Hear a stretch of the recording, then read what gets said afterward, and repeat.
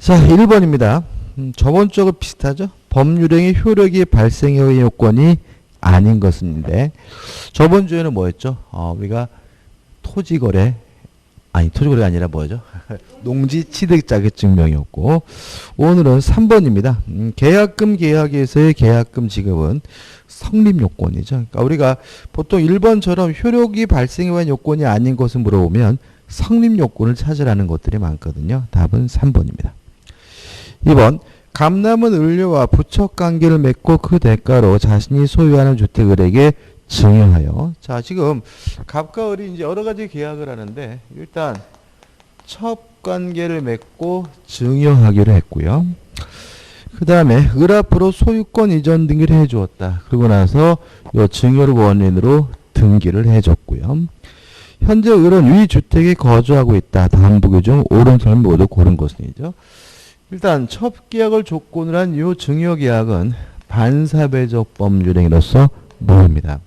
근데 우리가 증여가 무효면 등기도 무효인데, 문제는 요 을 앞에 이루어진 등기는 불법 원인급여이기 때문에 뭐 받지 못하죠? 반환받지 못해요. 따라서 결과적으로 요 등기는 유효하고 을은 확정적으로 소유권을 취득한다는 것이 우리 판례 입장이거든요. 따라서 옳은 것은 기억, 갑과 을의 증여계약은 무효이다. 맞네요. 니은, 갑은 을 명의 이전 등기의 말소를 청구할 수 있다. X. 그죠? X. 없고. 디귿번, 갑은 을을 상대로 주택의 명도를 청구할 수 없다. O. 왜냐하면 을은 확정적으로 이 주택의 소유권을 취득했으니까요. 1번, 만약 을이 병에게 주택을 양도하고 이전 등기를 해준 경우 갑은 병명의 이전 등기 말소를 청구할 수가 없다. O. 왜냐, 을이 확정적으로 소유권을 취득했기 때문에 일종의 차단료가 생기죠. 따라서 병은 선악보응을 하고 소유권을 갖기 때문에 기역 디귿 리을에서 4번이 답이죠. 3번입니다. 반사회 질서 또는 불공정한 법리에 관한 설명으로 옳지 않은 것을 찾으라고 하네요. 1번, 부첩관계를 종료를 해제 조건으로 하는 증여계약은 조건이 반사회적이면 법률행위 전체가 다 무효이니까 그 조건뿐만 아니라 그 계약 자체도 무효이다. O. 맞는 지문이 되는 거죠.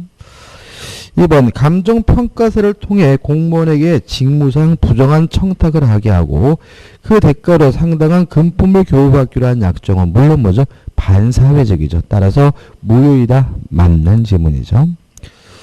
3번, 불공정한 법률행위가 되기 위해서는 피해자의 공박, 용설, 무경험 중 어느 하나만 있으면 되고 그 모두가 있어야 할 필요는 없다. 맞죠?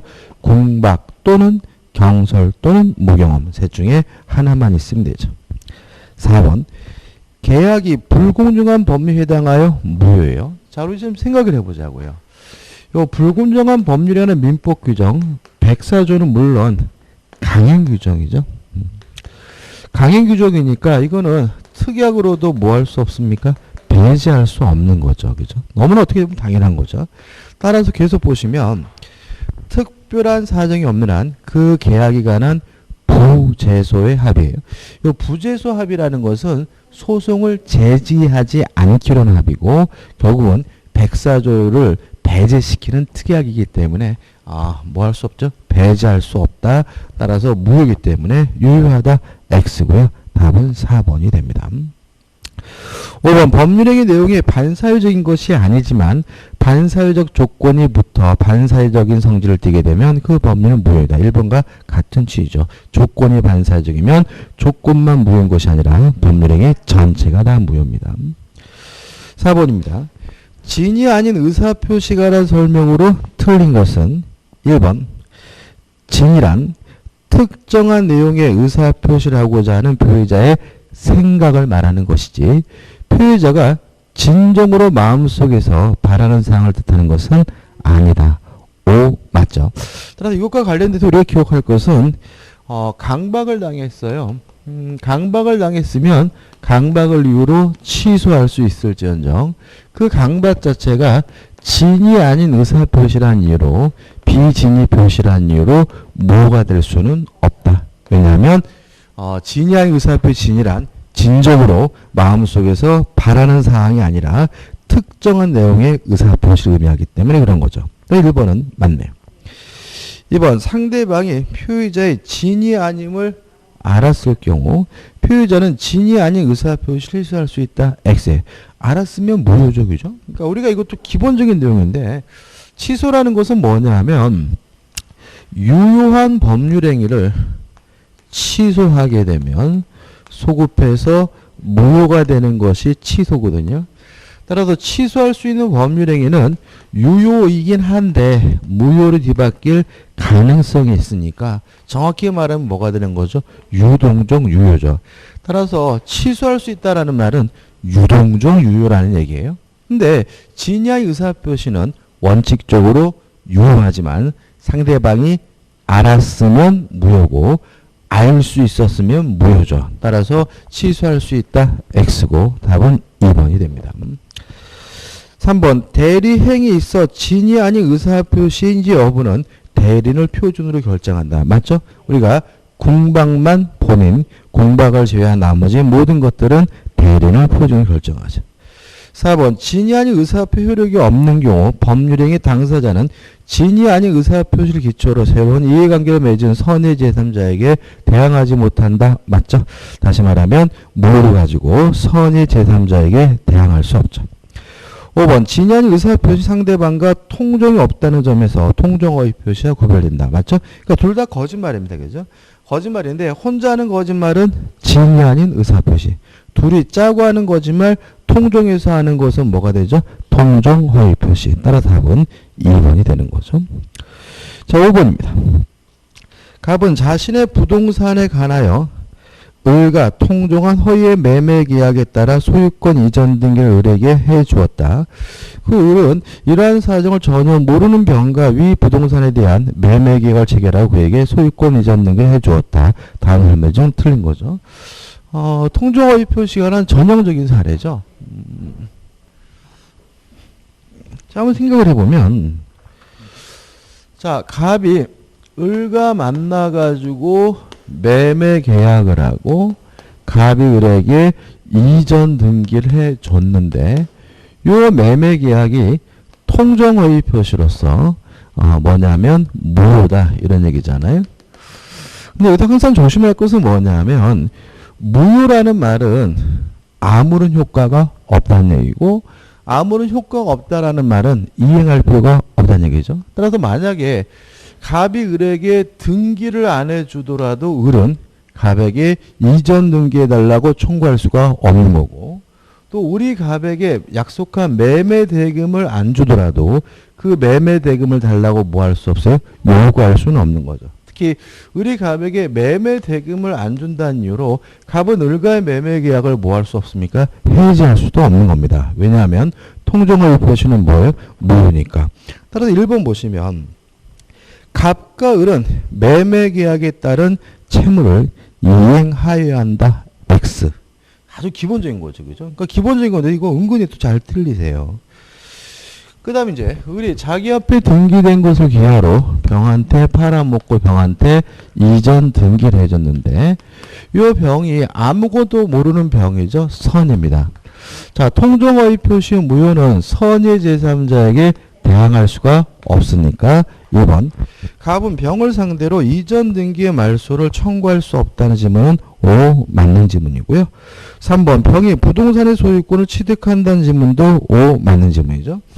그 다음에 요 병과 같은 제3자는 선임을 뭐 받죠? 추정받아요. 따라서 병 스스로가 선임을 입증하는 것이 아니라 갑이 병의 악의를 입증해야 갑의 등기, 병의 등기에 대해서 말소를 청구할 수가 있기 때문에 4번 갑이 자신의 소유권을 주장하려면 병의 악의를 증명해야 된다. O 맞는 질문이죠. 5번 병은 선이기만 하면 됩니다. 무과실까지는 필요 없거든요. 따라서 3번 5번 병이 선이더라도 과실이 있어도 소유권을 취득한다는 질문도 O 맞는 질문이 됩니다. 자, 6번입니다. 차고에 관한 설명으로 틀린 것은이죠. 1번 당사자가 착오를 이유로 의사표시를 취소하지 않기로 약정한 경우죠. 자, 착오에 관한 민법 규정은 임의 규정입니다. 당사자가 특약으로 배제할 수 있기 때문에 이 약정은 유효해요. 유효하니까 약속대로 뭐 할 수 없습니까? 취소할 수 없고요. 따라서 피의자는 의사표시를 취소할 수 없다. 오, 맞는 질문이죠.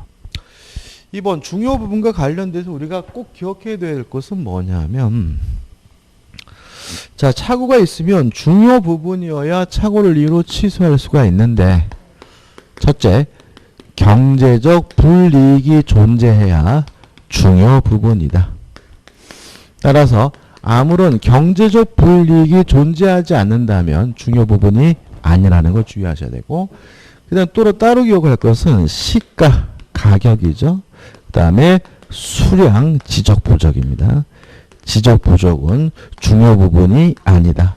따라서 단순히 가격이 잘못됐거나 단순히 땅의 면적이 좁다는 이유만으로는 착오를 이루 취소할 수가 없기 때문에 2번 건물과 그 부지를 현상대로 매수한 경우에 부재 지분이 미미하게 부족하다면 수량 부족이죠. 중요 부분 아니죠. 따라서 그 매매 계약의 중요 부분에 착오가 되지 아니한다. 오, 맞는 질문이죠. 3번입니다. 부동산 거래 계약서에 서명 날인한 착각에 빠진 상태로 연대 보증 서면에 서명 날인했어요. 이렇게 적으려다가 이렇게 적은 거, 이런 거 우리가 표시상의 착오라고 하거든요. 따라서 표시상의 착오에 해당한다. 오, 맞는 질문이고요. 4번 상대방이 표의자의 착오를 알고 이용한 경우죠. 자, 우리가 중대한 과실이 존재하면 원칙적으로 착오를 이루 취소할 수가 없어요. 다만 상대방이 표의자의 중과실을 이용했다면, 이용해 처먹었다면 착오를 이유로 취소하는 것이 가능하기 때문에 상대방이 표의자의 착오를 알고 이용한 경우에도 의사표시에 중대한 과실이 있는 표의자는 착오에 의한 의사표시를 취소할 수 없다는 질문은 X가 되고요. 답은 4번이 되는 것이죠. 5번 상대방에 의해 유발된 동기 착오. 자, 동기가 착오가 되고 중요 부분이 되려면 표시가 되거나 또는 유발이 돼요. 다시 말하면 유발됐다면 표시가 안 됐더라도 뭐가 돼요? 착오고, 유발됐다면 표시가 안 됐더라도 중요 부분이 될 수가 있기 때문에 유발된 동기 착오는 그 동기가 표시되지 않았더라도 중요 부분의 착오가 될 수 있다는 질문은 O, 맞는 질문이 되는 거죠. 7번입니다. 갑의 대리인 을은 계약의 체결과 취소 등의 포괄적 대리권을 수여받아요. 끊어볼게요. 자, 여기서 항상 조심할 것은 뭐냐면 이런 게 있습니다. 우리 수험생분들이 문제를 잘 안 읽어. 문제를. 그러니까 이게 뭐냐면 자꾸 막 마음이 급하니까 문제를 잘 읽는데 우리가 이런 거잖아요. 매도에 관한 수권이 존재한다면 매매 계약을 체결할 수 있고 매매 대금을 수령할 수도 있고 대금 지급 기한을 연기해 줄 수가 있죠. 그렇지만 조심할 것은 일부든 전부든 대금을 뭐 해줄 수는 없어요? 면제해 줄 수는 없고요. 또 별도의 수권이 없는 한 임의대리는 취소할 수도 없고 해지할 수도 없거든요. 다시 말하면 취소하고 해지하기 위해서 뭐가 필요합니까? 별도의 수권이 필요해요. 근데 문제 지문에서 뭐라고 되어 있냐면 계약의 체결과 취소 등의 포괄적 대리권이 소유돼요. 그럼 이 사람은 취소권에 관한 뭐가 있습니까? 특별 수권이 있는 사람이니까 뭐도 할 수 있는 사람이에요? 취소도 할 수 있는 사람이죠. 따라서 옳은 것은 기억. 을이 병을 기망한 경우 병은 의사표시를 취소할 수 있다. 왜요? 상대방은 당연히 뭐 할 수 있어요? 사기당한 사람이니까. 니번 병이 을을 기망한 경우 갑은 의사표시를 취소할 수 있다. 왜요? 원칙적으로 본인이 뭐 할 수 있어요? 취소할 수 있는 거죠. 디귿번 병이 을을 기망해 을은 의사표시 취소할 수 있다. 왜요? 원칙적으로 을과 같은 임의대리는 취소권이 없지만 문제에서 취소 등 포괄적인 대리권이 소유됐다. 취소권에 관한 수권이 있기 때문에 이 사람은 뭐 할 수 있습니까? 취소할 수 있는 거죠. 따라서 기왕 니은티에서 5번이 답인 거죠. 8번입니다. 복대리에 관한 설명으로 옳지 않은 것은 1번 복대리는 누구의 대리인이죠? 본인의. 따라서 그 권한 내에서 본인을 대리한다. 5. 2번 임의 대리는 본인의 승낙이 있거나 부득이한 사유가 있는 때가 아니면 복대는 선임하지 못한다. 5 맞죠? 이에 반해서 3번 법정 대리는 자유롭게 복대는 선임할 수 있고요. 선임감독에 관한 무과실 책임을 져요. 그렇지만 부득이한 사유가 존재한다면 선임감독에 관한 과실 책임을 지기 때문에 법정 대리인이 부득이한 사유로 복대인 선임한 경우 그 선임감독에 관한 책임만이 있다라는 말은 선임감독에 관해서 과시 있을 때, 책임이 있을 때 그 책임을 부담한다는 뜻이니까 만자가 있더라도 3번은 뭐죠? 맞는 질문이 되는 거죠. 4번 복대리인을 선임하더라도 대리인의 대리권 소멸하지 않고요. 5번 복대리인이 선임한 대리인은 모두 법정 대리인이다. X. 말도 안 되죠. 그죠? 일반적으로 복대리는 항상 뭐죠? 임의 대리인이고 복대리인이 만약에 또다시 선임했다면 그 사람도 뭐예요? 임의 대리인이겠죠. 법정 대리일 수는 없습니다. 답은 5번이죠. 9번 무권 대리와 표현 대리가 관한 설명으로 옳은 것은 1번 강행복귀 위반한 무효예요. 자, 모든 책임은 유효해야죠. 만약에 법률의 자체가 무효면 책임을 논할 필요가 없는 거고 무권 대리인이 표현 대리인이 따질 필요가 없는 거죠. 따라서 강행복귀 위반한 무효임 대리행위 대하에도 표현 대리 법리가 적용될 수 있다. X. 2번 무권 대리행위의 추인은 본인이 무권 대리행위의 상대방뿐만 아니라 무권 대리인에 대해서도 할 수 있다. 5. 추인의 상대방은 제한이 없죠. 그러니까 상대방에게도 할 수도 있고 무권 대리인에게도 할 수도 있고 승계인에게도 할 수 있습니다. 2번이 답이네요. 3번 상대방이 유권 대리 주장에는 표현 대리의 성립 역시 포함되므로 X입니다. 왜냐하면 표현 대리는 무권 대리 일종이죠. 다시 말하면 표현 대리는 무권 대리인데도 불구하고 특별히 본인이 책임을 져야 되는 무권 대리가 표현 대리예요. 따라서 유권 대리는 유권 대리 속에는 뭐가 포함될 수 없어요? 표현 대리가 포함될 수가 없는 거죠. 따라서 유권 대리 주장에는 표현 대리 성립 역시 포함되므로 법원은 표현 대리 성립 여부까지 판단해야 한다. X가 되는 거죠. 4번 무권 대리인이 무권 대리 행위 후 본인을 단독 상속했어요. 오늘 보니까 그 박원순 시장님이 돌아가셨잖아요. 돌아가시고 나서 그 유가족들이 상속을 포기하셨더라고요. 그죠? 뭐 좀 여러 가지 측면이 있죠. 일단 첫째는 긍정적으로 보면 얼마나 청렴하게 사셨길래 빚이 채무밖에 없을까. 그죠? 이런 것도 있고.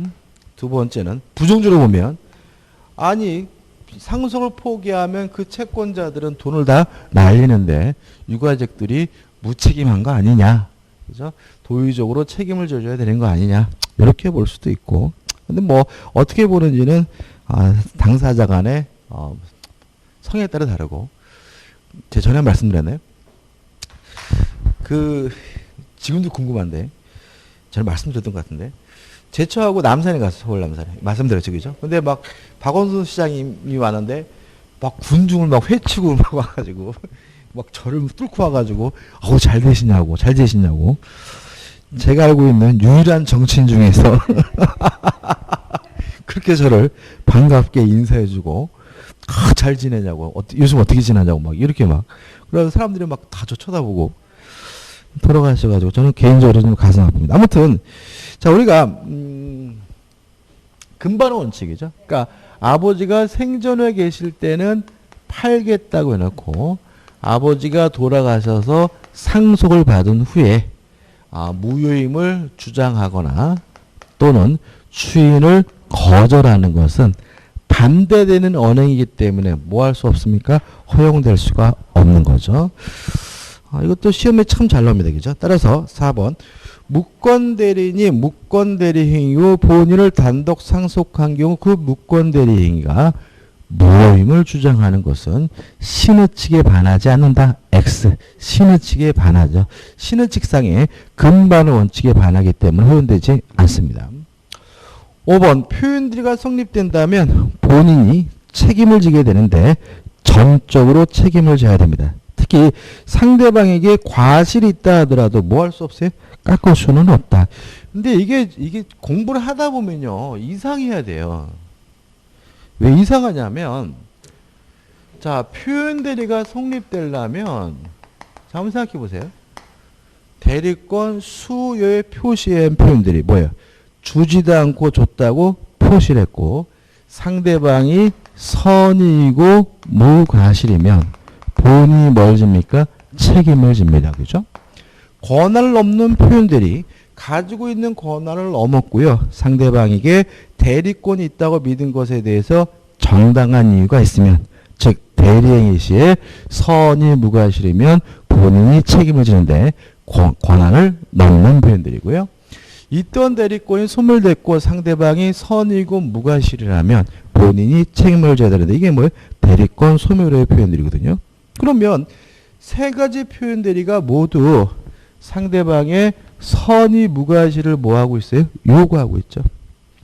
따라서 만약에 이게 언뜻 보면은 상대방에게 과실이 있다면 아예 표현들이가 성립되지 않아야 되는데 왜 우리 판례는 상대방에게 과실이 있더라도 깎을 수가 없다라는 말은 표현들이가 성립되긴 하지만 뭐 할 수는 없어요? 깎을 수는 없다는 얘기인 거거든요. 그죠? 이상하죠. 그죠? 자, 이게 최근 들어 질문 한 번 갖고 계시더라고요.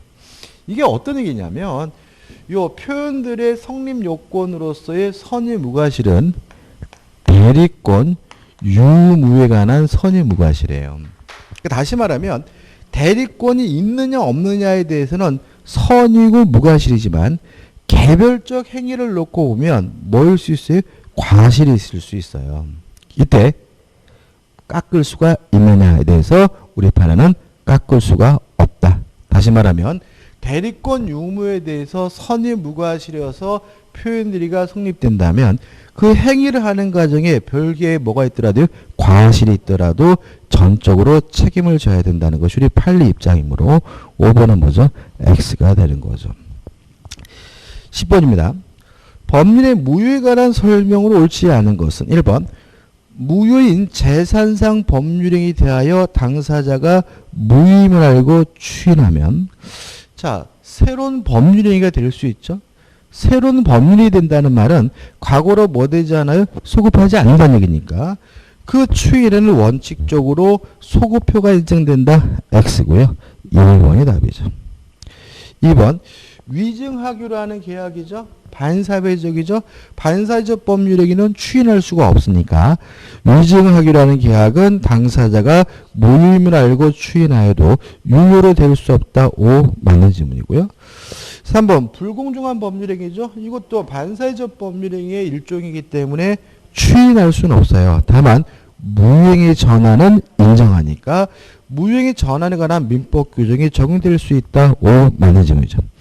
그다음 4번은 이게 비슷한 유형의 문제가 많이 나오는데 모든 의사표시는 명시적으로 할 수도 있고 묵시적으로 할 수 있다. 따라서 묵시적으로도 할 수 있다는 건 무조건 맞는 거고 묵시적으로 못한다는 질문은 무조건 뭐야? X다. 그죠? 따라서 4번 무효행위의 추인은 명시적으로 뿐만 아니라 묵시적으로 할 수 있다. 5 맞는 질문이죠. 5번입니다. 다시 한번 모든 책임은 유효함을 전제로 하죠. 만약에 그 법리 자체가 무효라면 책임도 발생하지 않아요. 그래서 뭐 가장 쉬운 예는 이런 거잖아요. 갑이 을과 만나가지고 첩계약을 하고요. 강남에 있는 10억짜리 빌라를 증여하기로 했어요. 무효입니다. 그죠? 무효. 따라서 갑이 을에게 이전 등기해 줄 필요가 없고요. 등기를 안 해주더라도 을은 갑에게 채무 불이행을 이유로 손해배상을 청구하거나 불법 행위를 원인으로 손해배상을 청구할 수는 없는 거죠. 왜요? 유효해야 책임도 발생하는 거니까. 또 5번. 무효인 법률에 따른 법률 효과를 침해하는 것처럼 보이는 채무 불이행이 있다고 하여도 그 법률 효과의 침해에 따른 손해배상을 청구할 수 없다는 질문은 맞는 질문인 거죠. 그죠? 많죠. 뭐 아까 했던 거. 갑이 을과 만나가지고 통정어휘 표시하지도 않은 매매를 한 것처럼 가장을 하고 갑이 을에게 이전 등기를 해줬다. 통정어휘 표시죠? 무효죠? 따라서 을이 갑에게 약속한 매매 대금을 안 주더라도 갑은 을에게 채무불이행을 이유로 손해배상을 청구할 수는 없는 겁니다. 모든 책임은 무엇을 전제합니까? 유효함을 전제로 하는 거죠. 답은 1번입니다. 11번입니다. 법률행위 취소에 관한 설명으로 옳지 않은 것은 1번 사기를 이유로 취소한 법률행위는 처음부터 무효인 것으로 본다. 왜요? 취소란 유효한 법률행위를 소급해서 무효화시키는 것이니까.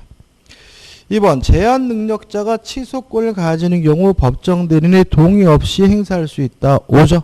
자, 제한 능력자도 취소권이 있다는 말은 제한 능력자는 독자적으로 뭐 할 수 있어요? 취소할 수 있다는 얘기죠. 3번 피성년 후견인은 법정 대리인의 동의가 있더라도 재산상 법률행위를 스스로 유효하게 추인할 수 없다. 이게 맞아요. 이게 왜 그러냐면 좀 설명드리면 자 추인은 원인이 종료된 후에 추인할 수 있죠. 그죠? 따라서 만약에 미성년자라면 성년자가 된 후에 추인할 수 있고요. 또 피한정 후견인이나 피성년 후견인은 그 상태에서 벗어난 후에 비로소 뭐 할 수 있어요? 추인할 수 있어요. 그러면 원인이 종료하기 전이라면 원칙적으로 뭐 할 수 없습니까? 취소할 수가 없는 건데 미성년자나 피한정 후견인은 독자적으로는 추인할 수는 없지만 법정 대리인의 동의를 얻는다면 추인하는 것이 가능해요. 누가 얻는다면요? 법정 대리인으로부터 동의를 얻는다면요. 그렇지만 유의하실 것은 피성년 후견인은 법정 대리인의 동의가 있었다 하더라도 추인할 수 없도록 되어 있으니까 주의하시기 바랍니다. 왜냐하면 피성년 후견인은 능력이 결여된 분입니다. 능력이 결여된 분이기 때문에 뭔가 동의를 얻었다 하더라도 법률에 할 수가 없다는 입장이에요. 그래서 우리가 원인이 종료되기 전에는 추인할 수가 없고 죄송합니다. 미성년자나 피한정 후견인은 법정 대리인으로부터 동의를 얻어야 추인할 수 있지만 피성년 후견인은 동의를 얻는다 하더라도 뭐 할 수 없어요? 추인할 수 없다는 거 좀 주의하시기 바라고 나올 거는 아닌 것 같아요. 좀 지엽적이기 때문에 그래도 좀 기억해 두시기 바라요. 3번은 뭐죠? 답이 되지 않습니다. 4번 법정 대리인이 미성년자의 법률행위를 추인한 경우 취소 원인이 소멸된 후에 하여야만 효력이 있다. X. 법정 대리는 제한이 없죠. 다시 말하면 이들의 법정 대리는 아직도 본인이 제한 능력자라 하더라도 추인하는 것이 가능하기 때문에 답은 4번이죠. 이것도 참 잘 나옵니다. 5번 법률행위를 취소한 후라도 무효행위의 추인의 요건과 효력으로서 추인할 수 있다. 맞나요? 네, 맞죠? 이것도 우리가 참 많이 했죠. 이것도 초반에는 어려운 거지만 지금은 뭐 어렵지 않죠. 자, 취소할 수 있는 법률행위를 취소하게 되면 소급해서 뭐죠? 무효가 되죠. 그 후에 한 추인은 더 이상 취소할 수 있는 법률행위 추인이 아니라 무효인 법률의 추인이고 무효인의 법률의 추인도 언제 해야 돼요? 원인이 소멸된 후에. 따라서 5번 법률행위를 취소한 후라도 무효가 됐으니까 무효행위의 추인의 요건과 효력으로서 추인할 수 있다는 질문은 맞는 질문이 됩니다. 답은 4번이죠. 12번입니다. 조건에 관한 설명으로 옳지 않은 것은 1번 조건은 법률행위 효력의 발생 또는 소멸을 장래의 불확실한 사실의 정보에 의존케 하는 법률 부관이다. 맞거든요. 그래서 주의하실 것은 뭐냐면 첫째, 1. 효력의 발생 또는 소멸은 맞는데 만약에 법률행위의 성립 여부를 그러면 뭐죠? X다. 왜냐하면 조건이든 기한이든 성립에 관한 문제가 아니라 효력에 관한 문제니까. 그 다음에 또 하나 불확실한 사실이죠. 만약 이것이 확실한 사실이면 X다. 왜냐하면 확실한 사실이면 그것은 조건이 아니라 뭐예요? 기한이 되는 거죠. 그죠? 조심하셔야 돼요. 2번 불능 조건, 해제 조건이면 불해조 조건 없는 법률이 된다. O 맞는 질문이고 3번 조건의 의사가 있더라도 법률의 내용으로 외부에 표시되지 않았어요. 의사 표시가 없었어요. 그러면 그것만이 법률의 조건이 되지는 않겠죠. 4번 부관이 붙은 법률행위 있어서 부관에 표시된 사실의 발생 유무와 상관없이 그 채무를 이행하여야 하는 경우에는 조건으로 보아야 한다. X. 자, 이게 수업 시간에 이런 거 있잖아요. 자, 이런 거 있죠. 갑이 을에게 예를 들어서 친구에게 500만 원을 빌려주면서 10월 20날 갚기로 했어요. 그래서 갑이 을한테 한 10월 22일쯤 전화해서 10월 15일쯤 전화해서 20날 돈 준비되니? 라고 했더니 을이 뭐예요? 나 이번에 고민 중에서 공부하느라 정신없어. 지지배야. 이런 거 괜히 하려면 전화하지도 마. 라고 하길래 갑이 을에게 이렇게 힘들어? 그러면 시험 보면 갚어라고 했다. 그러면 시험 보면 갚으라는 말은 과연 시험 안 봐도 되는 얘기냐? 아니다. 우리 판례에 따른다면 10월 31일까지 지급기한을 뭐예요? 연장해 준 것에 불과한 거죠. 따라서 을의 입장에서는 10월 30일이 되면 시험을 보든 안 보든 갚아야 되니까 이것은 조건이 아니라 뭐인 거예요? 기한인 거죠. 다시 한번 읽어볼까요? 부관이 붙은 법률이 있어서 부관에 표시된 사실의 발생 유무와 상관없이 시험을 보든 안 보든 상관없이 그 채무를 이행하여야 하는 경우는 조건이 아니라 뭐예요? 기한이니까 조건으로 보아야 한다. X고요. 답은 4번이 되는 거죠. 5번 정지조건부 법률의 경우에는 조건 성취의 권리를 취득하는 자가 조건 성취의 사실에 대한 증명 책임을 진다. 맞죠? 왜요? 정지조건은 조건 성취가 되면 효과가 생기니까 조건 성취됐으면 효과 발생을 주장하는 사람이 입증해야 되겠죠. 13번 부동산만을 객체로 하는 물건으로 묶인 것은 답은 몇 번이죠? 3번이죠. 왜요? 용익물권이죠. 그죠? 용익물권. 그러니까 우리가 점유권은 물건, 동산, 부동산 불문하죠. 소유권도 뭐예요? 물건, 동산, 부동산 불문하고 유치권은 뭐예요? 물건 및 유가증권, 동산, 부동산 불문하고 저당권의 객체는 뭐죠? 저당권의 객체는 부동산, 지상권, 전세권. 다시 말하면 저당권의 객체는 원칙적으로 부동산이지만 지상권, 전세권과 같은 권리도 객체가 될 수 있는 거죠. 그죠? 오로지 부동산만을 객체로 하는 물건들은 다 뭐예요? 용익물권인 거죠. 왜요? 지상권은 토지, 지역권도 토지, 전세권은 뭐죠? 부동산이니까요. 답은 3번입니다. 14번 물권적 청구권에 관한 설명으로 옳지 않은 것을 찾으라고 하네요. 일단 물권적 청구권은 소멸시효 걸리지 않습니다. 따라서 1번 소유권에 기한 물권적 청구권은 소멸시효의 대상이 아니다. 오 맞는 질문이죠. 2번 간접 점유자도 점유자죠. 점유보호 청구권이 있죠. 따라서 2번 간접 점유자는 제3자의 점유 침해에 대하여 물권적 청구권 행사할 수 있다는 질문도 오 맞는 질문이죠. 답은 뭐죠? 3번이죠. 자, 저당권은 반환 청구권이 없죠. 우리가 물권 중에서 반환 청구권이 없는 것. 세 가지 꼭 기억해 두시는데 저당권, 지역권, 유치권. 유치권의 경우에는 아예 물권적 청구권 자체가 없다는 분도 계세요. 그렇지만 반환 청구권이 없다는 것은 똑같아요. 그래서 우리가 저당권, 지역권, 유치권은 반환 청구권이 없다는 거 꼭 기억해 두시고요. 은근히 시험에 잘 납니다. 3번 토지의 저당권자는 무단 점유자에 대하여 저당권에 기한 저당물 반환 청구권을 행사할 수 있다. X. 답은 3번이죠. 4번. 점유물 반환 청구는 점유를 침탈당할 날로부터 1년 내에 행사해야 되고요. 5번. 점유 보조자는 점유자가 아니죠. 점유권이 없죠. 따라서 점유보호 청구권이 인정되지 않는다. 5. 맞는 지의 답은 뭐죠? 3번입니다. 여기까지 하고요. 좀 쉬었다가 15번부터 보도록 하겠습니다.